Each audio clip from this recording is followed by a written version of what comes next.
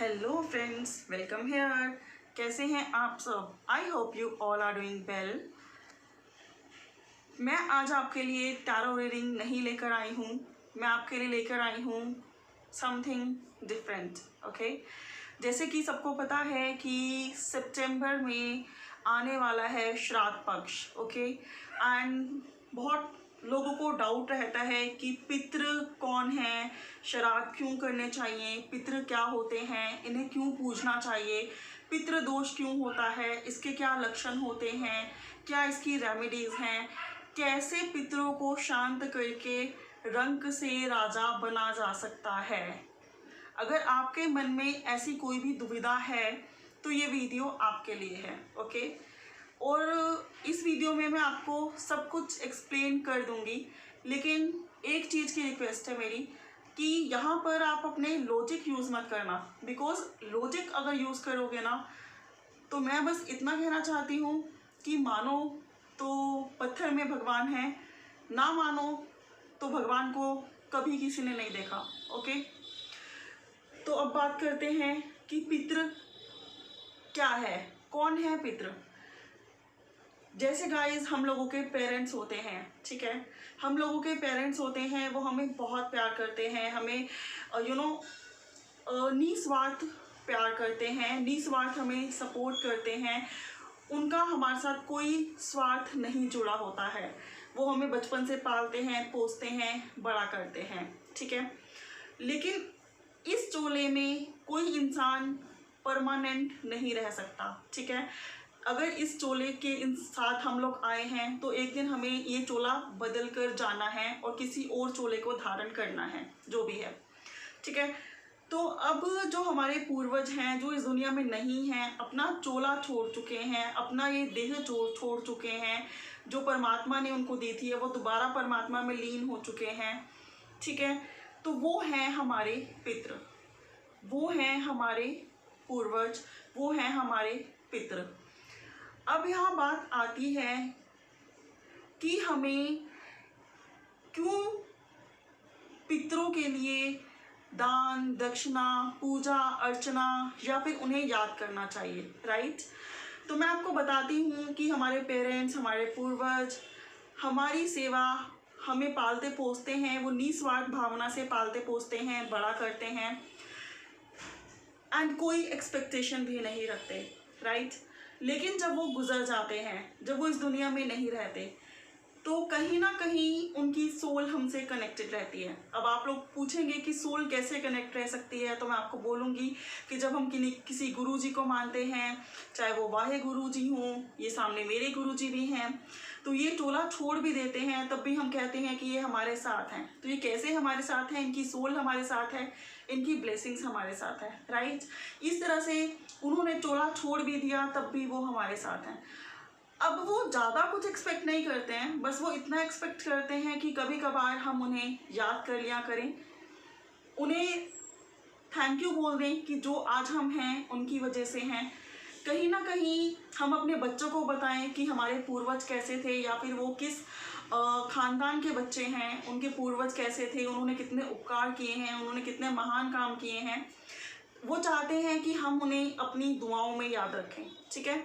हम उन्हें अपने किसी ना किसी काम में उनके अच्छे कामों को याद रखें, उन्हें ग्रेस दें, उनके लिए आभारी रहें, एंड कहीं ना कहीं उन्हें मरने के बाद भी एक अच्छे मन से याद करें, और बहुत प्यार से याद करें, राइट। तो जब हम लोग ऐसा नहीं करते हैं समटाइम, तब उत्पन्न होता है पितृदोष, तब उत्पन्न होता है उनका क्रोध।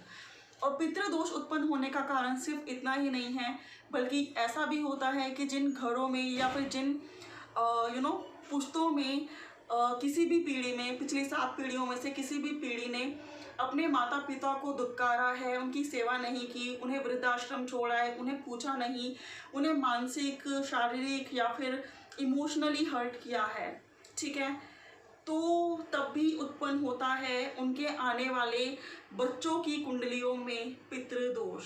पितृदोष का कारण सिर्फ इतना नहीं है कि हमने अपने पेरेंट्स की सेवा करी है तो हमारी कुंडली में ये नहीं हो सकता है ये अगर हमारे पूर्वजों के पूर्वज पिछली 7 पीढ़ियों में से किसी ने अपने पेरेंट्स को जो ग्रेस देना चाहिए था वो नहीं दिया। ठीक है, पेरेंट्स हमारे से कुछ नहीं चाहते, लेकिन हाँ एक प्यार की भावना चाहते हैं और हम उनको समटाइम वही नहीं दे पाते, उन्हें रिस्पेक्ट नहीं दे पाते, जिससे उनका दिल दुखता है। और जब दिल दुखता है तो वो एक दोष के रूप में आने वाली पीढ़ियों में उभर कर आता है। अब क्या लक्षण हैं पितृदोष के, इस बारे में हम लोग डिस्कस करते हैं। गाइस, अगर आप लोगों की मैरिज बहुत ज़्यादा डिले हो रही है, बात बनते बनते रह जाती है, अच्छा वर ढूंढने से भी नहीं मिलता है, मिल जाता है तो रिश्ता पक्का नहीं होता, आफ्टर मैरिज आप लोगों की डिवोर्स की नौबत आ जाती है, आप लोगों के बच्चे या तो कंसीव ही नहीं होते हैं, या फिर अगर आप कंसीव करते भी हैं, आपके बच्चे होते भी हैं तो वो मेंटली या फिजिकली एबनॉर्मल होते हैं। ठीक है, ये एक बहुत बड़ा लक्षण है पितृदोष का। इससे आपको पता लग सकता है आपकी कुंडली अगर आपके पास नहीं है कि कहीं ना कहीं पितरों की, पूर्वजों की ब्लेसिंग्स नहीं है।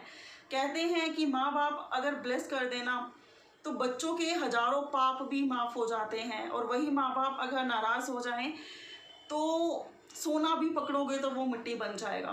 तो कुछ ऐसा ही है, अगर आप बहुत क्वालिफाइड हैं लेकिन आपकी सिलेक्शन नहीं होती है, किसी और की सिलेक्शन हो जाती है जिसको कुछ आता ही नहीं जॉब में, और बार बार ऐसा हो रहा है, तो कहीं ना कहीं आपके पितृ आपसे रुष्ट हैं। ठीक है, आप बहुत मेहनत करते हैं, आपको रिजल्ट्स नहीं मिलते हैं, क्रेडिट कोई और ले जाता है, प्रोजेक्ट आप कंप्लीट करते हैं। ठीक है, मेहनत आप करते हैं, अप्रिसिएशन जितना मिलना चाहिए, फेम जितना मिलना चाहिए नहीं मिलता, कहीं ना कहीं मन मुटाव रिश्तों में रहता है, तनाव रहता है, मन अशांत रहता है, जो रिस्पेक्ट आपको मिलनी चाहिए वो नहीं मिलती। तो ये लक्षण है कि पिछली 7 पीढ़ियों में से किसी ना किसी पीढ़ी ने पितरों को वो सम्मान नहीं दिया, माता पिता को वो सम्मान नहीं दिया जो देना चाहिए था, या फिर अपने बच्चों को ऐसा कुछ करना नहीं सिखाया जिसकी वजह से उन्होंने ऐसा कभी कुछ किया ही नहीं, कई सालों से पितरों की तरफ मुड़ के देखा ही नहीं। तो कह सकते हैं कि पितृ अशांत हैं, वो आपको ब्लेस नहीं कर रहे हैं, और बिना उनकी ब्लेसिंग के, बिना जिन्होंने हमारे लिए अपनी ज़िंदगियाँ कुर्बान कर दी और उन्हें हम अपनी कभी याद ही नहीं कर रहे हैं, कभी मन से उनका आभार व्यक्त ही नहीं कर रहे हैं, तो वो रुष्ट हो जाते हैं। और जब वो रुष्ट हो जाते हैं तो लॉर्ड विष्णु रुष्ट हो जाते हैं, बिकॉज पितरों की पूजा सीधा लॉर्ड विष्णु से कनेक्टेड है। ठीक है, कहते हैं कि जो लोग विष्णु जी की पूजा करते हैं उनके पितृ भी शांत रहते हैं, या फिर जो लोग पितरों को शांत करते हैं, अपने माता पिता की सेवा करते हैं, उनका आदर और सम्मान करते हैं, उनके साथ या फिर उनकी फैमिली में विष्णु भगवान जी की बहुत कृपा होती है। एंड इसके अपोजिट अगर पितृदोष है या फिर पितृ आपसे रुष्ट हैं, तो मैं आपको बता दूं कि लक्ष्मी, जहाँ विष्णु ही नाराज हैं वहाँ लक्ष्मी नहीं रहती। आप जितना मर्जी कमा लें, या तो वो धन रुकेगा नहीं, और अगर रुकेगा तो वो बीमारियों में, केसों में और ऐसी जगह खर्च हो जाएगा कि आपको लगेगा कि क्या फ़ायदा है ऐसी इनकम का। उसका आपको सुख नहीं मिलेगा, आपको संतान सुख नहीं मिलेगा, आपको आपकी मैरिज में डिले होना देखना पड़ेगा। सम टाइम 30, 40, 45 तक एज हो जाएगी, समझ में नहीं आएगा कि क्यों आखिर इतना डिले हो रहा है, कोई रीज़न दिखाई नहीं देगा, जबकि आप वेल स्टेबल हो, जबकि आप बहुत एजुकेटेड हो, जबकि आप बहुत क्वालिफाइड हो, तब भी रिश्ते नहीं हो रहे हैं। क्यों नहीं हो रहे हैं? प्रोजेक्ट आपने बनाया, नेम और फेम कोई और ले गया, जॉब में इंटरव्यू आपने बेस्ट दिया लेकिन जॉब कोई और ले गया, आपने खोदा तो पहाड़ था लेकिन फ़ायदा आपको राई जितना हुआ। तो कहीं ना कहीं ये प्रॉब्लम्स आपके साथ हैं। तो मैं आपको बताना चाहूँगी, अगर शादी के बाद बच्चे नहीं हो रहे हैं, पहले तो शादी नहीं होती है और समटाइम शादी हो जाती है तो बेबीज़ नहीं हो पाते हैं, होते हैं तो एबनॉर्मल होते हैं, शादी में गृहस्थ जीवन में सुख नहीं होता, बहुत ज़्यादा आर्ग्यूमेंट्स होते हैं, मनमुटाव होते हैं, लड़ाई झगड़े होते हैं, और रीज़न समझ में नहीं आता कि क्या रीज़न है, सब कुछ तो है फिर क्यों इतना झगड़ा है। दैट मीन्स पितरों का आशीर्वाद नहीं है। तो ये सभी लक्षण हैं पितृदोष के। आपकी कुंडली है, आपकी कुंडली नहीं है, आपको टाइम ऑफ बर्थ पता है, आपको टाइम ऑफ बर्थ नहीं पता है, लेकिन अगर ये सिचुएशंस आपके साथ हैं तो आप कह सकते हैं कि पितृ आपसे रुष्ट हैं, या फिर आपकी कुंडली में समटाइम पितृदोष है। ठीक है, अब बात करते हैं कि अगर ये दोष है तो इसका निवारण क्या है। और अगर ये दोष नहीं भी है तो ऑब्वियसली सबको पितरों का आभार व्यक्त करना चाहिए, ताकि ये दोष आने वाली पीढ़ियों को प्रभावित ना करे, उनकी लाइफ में ये ना हो जाए, और हमारी आने वाली जनरेशन या फिर जो हमारी जनरेशन आ रही है वो भी हमसे सीखें कि हमारे पूर्वज कौन हैं, उनकी कैसे रिस्पेक्ट करनी है, उनका कैसे आभार व्यक्त करना है। ठीक है, तो इसके लिए बहुत ज़रूरी है कि हम श्राद्ध पक्ष में बहुत ही मन से अपने पितरों के नाम की दान दक्षिणा और उनके श्राद्ध करें, और अपने बच्चों को भी ये संस्कार दें कि ये करना बहुत ज़रूरी है, क्योंकि उनकी वजह से ही हम आज कामयाब हैं। ठीक है, मैं आपको बताऊंगी नेक्स्ट वीडियो में कि पितृदोष अगर है और एकदम डिज़ायरेबल रिजल्ट्स नहीं मिलते हैं, या फिर इन लक्षणों से आप लोग प्रभावित हैं, या फिर ऑलमोस्ट सब ठीक है लेकिन स्टिल आप चाहते हैं कि बेस्ट से बेस्ट आप अपने पूर्वजों के लिए करें, तो छोटे छोटे क्या वो उपाय हैं, किस तरह से श्राद्ध आप लोग कर सकते हैं जिससे आपके पितृ जो हैं ब्लेस, मतलब आपको इतना ब्लेस करेंगे वो कि अगर आपके पूर्वज, आपके माता पिता जो इस दुनिया में नहीं है, वो आपको ब्लेस करते हैं, तो मैं कहना चाहूँगी कि आपको परमात्मा के आशीर्वाद की भी ज़रूरत नहीं है। आई नो कि बहुत हैवी वर्ड्स हैं, बट कहते हैं कि परमात्मा को किसी ने नहीं देखा, लेकिन माँ बाप को शायद सबने देखा है हम में से। ठीक है, तो परमात्मा ने माँ बाप इसलिए बनाए क्योंकि वो हर जगह हर वक्त हमारे साथ नहीं होता, उसकी रिस्पॉन्सिबिलिटीज़ बहुत ज़्यादा हैं, उसको पूरी दुनिया को हैंडल करना है। बट हमारे माँ बाप हमारे साथ हैं, वो हमारी हर छोटी से छोटी ख्वाहिश को पूरा करते हैं, अपनी पूरी ज़िंदगी हमारे लिए न्यौछावर करते हैं, सरेंडर करते हैं, अपनी खुशियों को सेक्रीफाइस करते हैं, अपने हॉबीज़, अपने पैशन, पता नहीं क्या क्या हमारे लिए छोड़ देते हैं। तो मैं कहना चाहूँगी कि जिनके ऊपर इनकी ब्लेसिंग है ना, उनका कोई काम लाइफ में ना तो रुकेगा, और इवन उनको इतना नेम, फेम, तरक्की और समृद्धि और सब कुछ ऐसा हासिल होगा कि वो सोचेंगे कि लाइक हमने इतना काम करा भी था, जितने हमें रिजल्ट मिल रहे हैं भर भर के रिजल्ट मिलेंगे। ओके, तो ये है कि अगर हम पितरों को खुश रखते हैं, और इवन जो हमारे माँ बाप अभी हैं इस दुनिया में, उन्हें हम हैप्पी रखते हैं, उनकी छोटी छोटी खुशियों का ध्यान रखते हैं, तो ये सब चीज़ें हमें मिलती हैं, ऑटोमेटिकली मिलती हैं, राइट। नेक्स्ट वीडियो में हम लोग डिस्कस करेंगे कि पितरों की जो हमारे पूर्वज हैं उनकी जो मूर्ति है उनकी वो कहाँ लगानी चाहिए, किस डायरेक्शन में लगानी चाहिए, क्या रेमेडीज़ हैं, क्या दान करना चाहिए, कैसे पितृदोष से हम बच सकते हैं, और कैसे अगर हमारे पास पितृदोष नहीं है तो हम ऑटोमेटिकली अपने पितरों को खुश रखकर उनकी ज़्यादा से ज़्यादा ब्लेसिंग्स ले सकते हैं।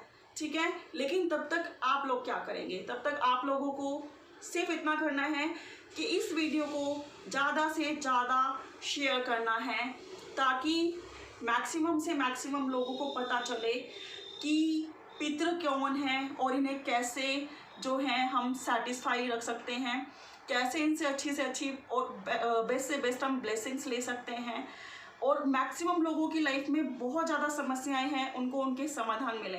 अगर आप 50 लोगों को भी शेयर करते हो, उसमें से 10 लोगों का भी भला हो जाता है ना, तो समझ लीजिए कि आपको जो ब्लेसिंग्स मिलेंगी ना, उनकी कोई वैल्यू नहीं है।